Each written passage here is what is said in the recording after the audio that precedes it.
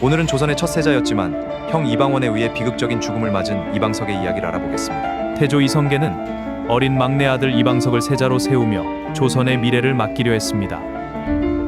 하지만 형제들과 대신들은 막내 왕자의 세자 책봉에 큰 불만을 품기 시작했습니다. 특히 이방원은 왕권을 차지하기 위해 조용히 칼을 갈고 있었습니다. 결국 1398년 왕자의 난이 일어나며 궁궐은 피비린내에 휩싸이게 됩니다. 어린 세자 이방석은 끝내 형 이방원의 손에 희생되었고 조선의 첫 세자는 역사 속으로 사라졌습니다. 왕이 될 운명이었던 한 소년 이방석의 비극은 지금도 조선의 슬픈 권력 이야기로 남아 있습니다. 오늘은 연산군의 세자인 비운의 왕자 이황의 이야기입니다. 연산군은 자신의 아들 이황을 세자로 책봉하며 무너져가던 왕통을 이어가려 했습니다.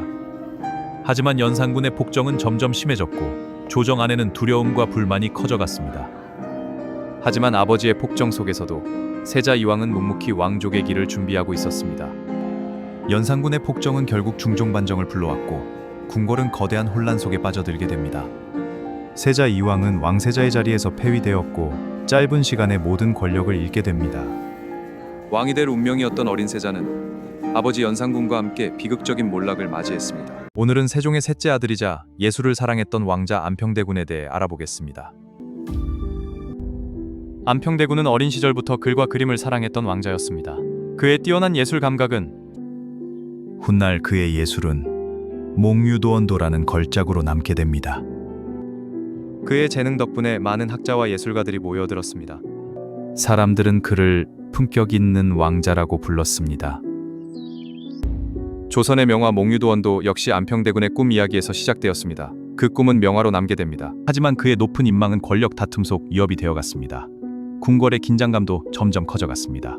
수양대군이 권력을 잡자 안평대군은 결국 비극적인 최후를 맞이합니다. 예술을 사랑했던 왕자의 슬픈 마지막이었습니다. 예술을 사랑했던 한 왕자, 안평대군은 왜 희생양이 되었을까요? 감사합니다. 오늘은 세조의 장남이자 성종의 아버지였던 비운의 의경세자 이야기입니다.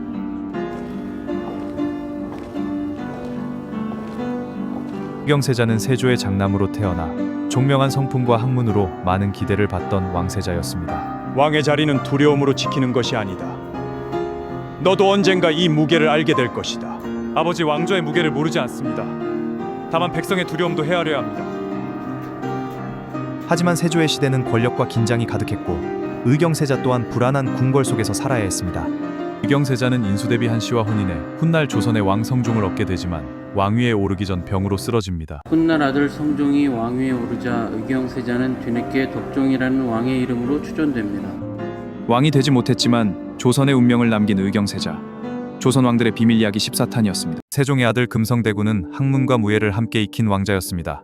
어린 단종과도 가까운 사이였습니다. 수양대군이 계유정난을 일으키며 조선 왕실의 분위기는 완전히 달라지게 됩니다. 세조가 즉위한 뒤에도 금성대군은 끝까지 단종을 잊지 못했습니다. 전하를 이대로 끝내선 안 됩니다. 반드시 다시 모셔와야 합니다. 결국 금성대군은 단종 복위 사건에 연루되며 세조의 의심을 받게 됩니다.